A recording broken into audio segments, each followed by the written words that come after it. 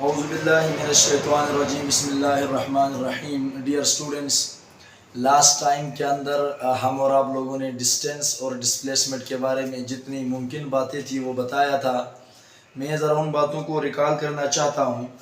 हमने कहा था कि डिस्टेंस हमारे पास जो होता है वो एक फुल लेंथ जो बॉडी कवर करती है, टोटल जो पाथ होता है उसको हम डिस्टेंस कहते हैं। जबकि डिस्प्लेसमेंट हमारे पास क्या था, दो पॉइंट के दरमियान में जो पॉसिबल डिस्टेंस थे वो क्या था, डिस्प्लेसमेंट था। अब दूसरी बात यहाँ पे ये थी डियर स्टूडेंट्स के डिस्प्लेसमेंट हमने कहा था वेक्टर था, जबकि डिस्टेंस क्या है, स्केलर है। अगर डिस्टेंस स्केलर है तो फिर डिस्टेंस इनिशियल और फाइनल पॉइंट पे डिपेंड नहीं करेगा, जबकि डिस्प्लेसमेंट इनिशियल और फाइनल पॉइंट पे क्या करता है, डिपेंड करता है। स्टूडेंट्स, ये ज़रूरी नहीं है कि डिस्प्लेसमेंट हो और डिस्टेंस, मिसाल के तौर पर अगर आप समझे तो मैं ये कहना चाहता हूँ कि देखिए, अगर डिस्प्लेसमेंट ज़ीरो है ये ज़रूरी नहीं है कि डिस्टेंस भी ज़ीरो हो, ठीक है जी। लेकिन ये ज़रूरी है कि अगर डिस्टेंस ज़ीरो है तो फिर डिस्प्लेसमेंट भी क्या होगा, ज़ीरो होगा। तो कहने का मकसद ये है कि आज हम उसी के अंदर थोड़ी सी डिस्कशन करना चाहते हैं, तो आप ज़रा थोड़ा सा तवज्जो करें। बातें हमने वगैरह लिखा था। मैं क्या करता हूँ, मैं कहता हूँ एक बंदा है जो यहाँ ए से जाता है जनाब किधर, बी तक, और दूसरा बंदा ये है, और मान लो ये क्या है, डिस्टेंस है, और दूसरा बंदा यहाँ से चला जाता है जी किधर, यहाँ तक, ये क्या है, डिस्प्लेसमेंट है। अगर आप थोड़ा सा अंदाजा लगाए तो इस केस में डिस्टेंस और डिस्प्लेसमेंट क्या है, बराबर है। तो जब डिस्टेंस और डिस्प्लेसमेंट बराबर होंगे तो मैं लिख सकता हूं कि इस केस में मैग्नीट्यूड ऑफ डिस्प्लेसमेंट बराबर है किसका, डिस्टेंस का। तो फिर मैं इस बात को इस तरह लिख सकता हूं कि ratio of distance over displacement क्या है, 1 है। तो याद रखो डियर स्टूडेंट्स, जब डिस्टेंस और डिस्प्लेसमेंट स्ट्रेट पाथ पर हो तो वहां पे हमारे पास रेशियो ऑफ डिस्टेंस टू जो डिस्प्लेसमेंट रेशियो होती है वो हमारे पास क्या आती है, 1 आती है। अभी मैं आप लोगों से चंद सवाल यहाँ पे करना चाहता हूँ। देखिए, अगर मान लो एक बंदा यहाँ से यूं चला गया, फिर यहाँ से इधर आया, तो मैं कहता हूँ कि ये आपके पास 3 मीटर है और ये आपके पास, फर्ज करें ये आपके पास 4 मीटर है और ये आपके पास 3 मीटर है, और बंदा किधर है, यहाँ पे उसका घर है। तो अब एक्चुअल पाथ बंदे का क्या है, ये है कि बंदा यहाँ से चला गया यहाँ तक, फिर इधर से इधर तक चला गया। तो ये इस ऑब्जेक्ट ने पूरा क्या क्या है, जो मुकम्मल रास्ता है, तो इसको हम कहेंगे ये क्या है, उसका डिस्टेंस है। लेकिन अगर इस पॉइंट और इस पॉइंट के दरमियान में अगर मैं एक स्ट्रेट लाइन खींचूं, स्ट्रेट लाइन हमारे लिए क्या शो करेगा, स्ट्रेट लाइन का डियर स्टूडेंट मतलब होगा डिस्प्लेसमेंट। क्या मतलब होगा, डिस्प्लेसमेंट। अभी मैं आप लोगों को कहता हूं कि एक बॉडी यहां से यहां गई, एक तो ये फॉलो करके गई, एक ये। आप मुझे क्या बताओ, आप मुझे ये बताओ कि इस जो बॉडी कवर हो यहां से यहां तक, इसका डिस्टेंस भी फाइंड करो और इसका डिस्प्लेसमेंट भी फाइंड करो। तो बड़ा आसान सा तरीका है। हम जानते हैं कि डिस्प्लेसमेंट एक वेक्टर क्वांटिटी है और डिस्टेंस एक स्केलर क्वांटिटी है। तो अगर ये स्केलर है तो फिर मैं यूं लिख सकता हूं, स्केलर तो हम आराम से ऐड कर सकते ना, तो डिस्टेंस इसका बराबर होगा, डिस्टेंस इसका बराबर होगा 4 + 3 is equal to 7 metre. Distance इसका क्या होगा, 7 मीटर होगा। लेकिन जो डिस्प्लेसमेंट है ये एक शॉर्टेस्ट है, क्या है, शॉर्टेस्ट। तो आपने इसको पाइथागोरस थ्योरम अप्लाई करें, यानी हाइपोटेन्यूज फाइंड करनी है, तो ये आपके पास बन जाएगा √4 का स्क्वायर प्लस 3 का स्क्वायर। और आप जानते हैं कि 4 का स्क्वायर कितना होता है, √4 का स्क्वायर प्लस 3 का स्क्वायर। 4 का स्क्वायर 16 प्लस 3 का स्क्वायर 9, तो 16 + 9 कितना होता है, 25, और इसको मैं 5 मीटर लिख सकता हूं। तो डियर स्टूडेंट्स, देखिए डिस्प्लेसमेंट को हम इस फॉर्मूले से हाइपोटेन्यूज फाइंड करेंगे ना, तो बेस का स्क्वायर प्लस परपेंडिकुलर का स्क्वायर, पाइथागोरस थ्योरम को हम क्या करेंगे, इस्तेमाल करेंगे।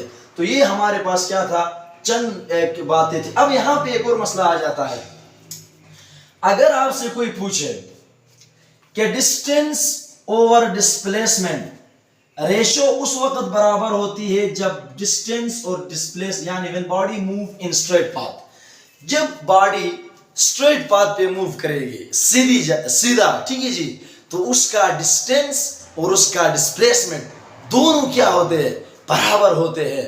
अगर दोनों बराबर होंगे तो फिर मैं लिख सकता हूं ना कि ratio of distance to displacement क्या है, 1 है। लेकिन अगर मैं इस केस में देखूं तो इस केस में डिस्प्लेसमेंट और डिस्टेंस को अगर आप देखें तो इसको अगर माइंड में आप रखेंगे, ठीक है जी, इस बात को अगर आप लोग माइंड में रखेंगे तो यहां से फिर एक बात समझ में आ जाती है कि जो डिस्टेंस टू डिस्प्लेसमेंट रेशियो है वो क्या है, 1 से ज्यादा है। और यहां पे इस केस में आपने क्या कहा, 1 के बराबर है। तो मैं ये कहना चाहता हूं कि इस बात को आपने याद रखना है, distance to displacement ratio less or greater or equal to 1। दोबारा से मैं कह रहा हूं, मैंने डिस्टेंस टू डिस्प्लेसमेंट लिखा है, अगर मैं इसको उल्टे करूं डिस्प्लेसमेंट टू डिस्टेंस रेशियो करूं तो ये आपके पास हो जाएगा लेस आर इक्वल टू 1। ये तो आपने थोड़ा सा क्या कह रहा, ध्यान याद रखना है। अब हम आते हैं displacement in circular motion. Displacement in circular motion के ऊपर हम चंद बातें यहां पे डिस्कस करना चाहेंगे। तो हम अभी सर्कुलर मोशन के अंदर जो बहुत ही इंपॉर्टेंट चीज है, एमसीक्यूज के एतबार से भी बहुत ही इंतहाई अहम चीज है, आप जरा थोड़ा सा फोकस करें, इंशाअल्लाह कोई भी चीज यहां आपको मुश्किल नहीं लगेगी। मैंने आप लोगों को एक चार्ट बनाया है और आसान तरीका है समझाने का। मान लो तुम्हारे पास ये एक सर्कल है, अच्छा क्या है जी, सर्कल। इसको मैंने नाम दिया ए, इस पॉइंट को मैंने नाम दिया बी, इसको सी और इसको क्या दिया डी, और ये आपके पास क्या है, रेडियस आर। अब मैं तीनों केसेस डिस्कस करूंगा। अमूमन की तायने एग्जामिनर आपसे पूछता है कि मेरा body move from A to A, यानी सर्कल में ए टू ए मूव करे पूरे सर्कल में। तो आप जानते हैं कि एक सर्कल में कितना एंगल होता है, 360 डिग्री, ठीक है जी। अगर हम पाई रेडियन में देखिए तो 2 पाई रेडियन, समझ में बात आ रही है। तो हम सबसे पहले यहां पे सवाल करेंगे कि अगर कोई बॉडी ए से घूम फिर कर ए पे आ जाए, यानी पूरे सर्कल को कवर करे। देखिए अगर एक बॉडी यहां से जा रही है और दोबारा यहीं पे आए तो इसका डिस्टेंस क्या होगा और उसका डिस्प्लेसमेंट क्या होगा। तो याद रखो, अगर कोई बॉडी ए से ए तक गई है, ए से मेरा पूरा सर्कल कवर किया है, तो इसका जो डिस्टेंस होगा वो आपको पता है 2 पाई आर होता है। कितना होता है, 2 पाई आर। लेकिन जो डिस्प्लेसमेंट होगा वो क्या है, 0 है। तो डिस्प्लेसमेंट 0 क्यों है, क्योंकि इनिशियल पॉइंट और फाइनल पॉइंट क्या है, सेम है। तो हमने ये कहा था कि इस बात को मैं दोबारा आप लोगों के सामने दोहरा रहा हूं कि इस वक्त का डिस्टेंस 0 है नहीं, लेकिन डिस्प्लेसमेंट क्या है, 0 है। तो ये जरूरी नहीं है कि डिस्प्लेसमेंट जब तक 0 हो जाए तो डिस्टेंस भी 0 हो जाए ना। डिस्प्लेसमेंट 0 हो और डिस्टेंस 0 ना हो, ये भी मुमकिन है। सर्कल के अंदर आप लोगों ने अपनी आंखों से देख लिया। एक केस तो हमने ए टू ए क्या समझ लिया। अब अगर मैं यहां पे मैंने रेशियो निकाले, अगर आप डिस्टेंस टू डिस्प्लेसमेंट रेशियो निकाले तो डिस्टेंस कितना था, 2 पाई आर, और ये डिस्प्लेसमेंट 0, तो डिस्टेंस बाय डिस्प्लेसमेंट की जो रेशियो हो 2 pi r by 0, anything divided by 0 is infinity, anything divided by 0 is infinity. तो एक केस हमारे और आपके पास डियर स्टूडेंट क्या हुआ, क्लियर हो गया। दूसरे हमारे पास मैं कहता हूं कि बॉडी चली गई है ए टू सी, ए टू सी से मुराद बॉडी ने हाफ सर्कल कवर किया है। कितना कवर किया है, हाफ, ठीक है जी, हाफ सर्कल पे बॉडी चली गई है। अगर बॉडी ए से सी तक गई है तो देखिए अगर टोटल डिस्टेंस 2 पाई आर है तो हाफ कितना होगा, पाई आर होगा। तो डिस्प्लेसमेंट कितना है? शाबाश, डिस्प्लेसमेंट आपके पास होगा 2r। क्यों? अगर ये r है तो फिर इतना r यहां से यहां तक भी होगा ना, तो r क्या होता है? 2r क्या होगा? डिस्प्लेसमेंट सीधा रास्ता है ना, देखिए a to c तक ये शॉर्टेस्ट डिस्टेंस क्या होता था? डिस्प्लेसमेंट। तो ये r ये भी r, तो डिस्प्लेसमेंट आपके पास कितना हुआ? 2r और डिस्टेंस पाई r।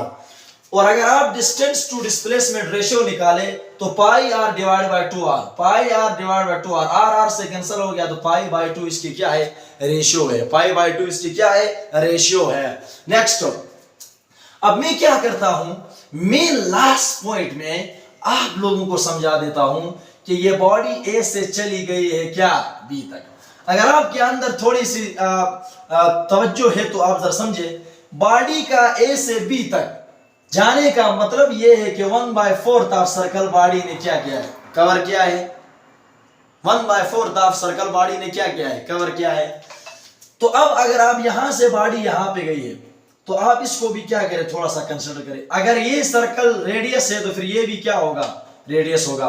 अब हमने ये कहा था कि डिस्प्लेसमेंट फाइंड करने के लिए आप दो पॉइंट के दरमियान में शॉर्टेस्ट डिस्टेंस नापेंगे डियर स्टूडेंट्स। तो A to B का जो मामला है, अगर आप पूरे सर्कल देखिए, सर्कल का कितना होता है? पूरे सर्कल का जो डिस्टेंस हो 2 पाई r, लेकिन ये कौन सा? 4, तो 2 पाई r बाय 4, ये आएगा pi by 2, pi r by 2। तो पाई r बाय 2 ये अगर बॉडी A से किधर जाए? B के पास जाए, तो A से B के पास जाने में जो बॉडी डिस्टेंस कवर करेगी डियर स्टूडेंट्स, वो आपके पास पाई r डिवाइड बाय 2 है। क्यों सर, आपने किस तरह पता है कि पाई r? देखिए सर्कल का पाई 4 पाई r, सर्कल का मैं आपको बताता हूं, पूरे सर्कल में A से लेकर A तक जो डिस्टेंस है वो आपके पास कितना होता है? 2 पाई r। शाबाश, कितना होता है? 2 पाई r। क्या होता है? 2 पाई r। लेकिन ये 1/4 है ना, सर्कल का चौथा हिस्सा है, तो 4 पे क्या करें? डिवाइड करें। तो 4 ये 2 1 और ये 2, तो यह क्या पास आएगा? पाई r डिवाइडेड बाय 2। तो समझ में आ गई कि नहीं आ गई? अगर बॉडी A से B तक जा रही है तो जो डिस्टेंस होगा, दोबारा मेरे साथ बोले, जो डिस्टेंस होगा वो पाई r डिवाइडेड बाय 2 होगा। और अब हम यही जानते हैं कि ये डिस्प्लेसमेंट क्या होगा। अब देखो डिस्प्लेसमेंट शॉर्टेस्ट डिस्टेंस, ये है, आपने क्या निकालना है? वही फार्मूला यूज करना है। तो आपके पास क्या आ जाएगा? √2r। कैसे आए? आप हाइपोटेन्यूज फाइंड करो ना, r का स्क्वायर प्लस r का स्क्वायर, तो इस चीज से आपके पास 2r आ जाएगा। ठीक है जी। और आप डिस्टेंस बाय डिस्प्लेसमेंट का रेशियो भी आपको वहां पे मैंने लिख दिया है। सर कोई शॉर्टकट नहीं है, कोई एक ऐसा तरीका नहीं है कि जिसके अंदर ये कहानी करनी न पड़ी। ये अगर टेबल आप याद करते तो और भी बहुत ज्यादा आसान है, लेकिन मैं आप लोगों को एक शॉर्ट फार्मूला बताना चाहता हूं डियर स्टूडेंट्स। वो ये है, एंगल के लिहाज से भी आप लोग फाइंड कर सकते। फार्मूला अपने पास या लाजमी क्या करना है? रखना है। फार्मूला है 2r sin theta divided by 2, 2r sin theta divided by 2। अब अगर आपसे वो पूछता है कि मैंने आपको थीटा दिया है 90 डिग्री, सॉरी 90 दे, बिल्कुल 90 देते, लेकिन मैं आपको एक हाफ सर्कल का मिसाल दे रहा हूं ताकि आपको समझ में आ जाए। आपके पास एंगल है 180 डिग्री, क्या है? 180 डिग्री। आप इस फार्मूले में इसको क्या करें? पुट करें। तो देखिए 2r sin थीटा कितना है? 180 डिग्री डिवाइडेड बाय 2। तो 180 डिग्री डिवाइडेड बाय 2 कितना होता है? 90। तो आपके पास आएगा 2r sin 90 डिग्री। तो आप सब जानते हैं कि sin 90 बराबर होता है किसका? 1 का। sin 90 बराबर होता है किसका? 1 का। तो आप जानते हैं sin 90 अगर 1 का बराबर है तो यहां पे वैल्यू पुट करें 2r sin 90 की जगह 1, तो 2r मल्टीप्लाई बाय 1, तो ये क्या बन जाएगा?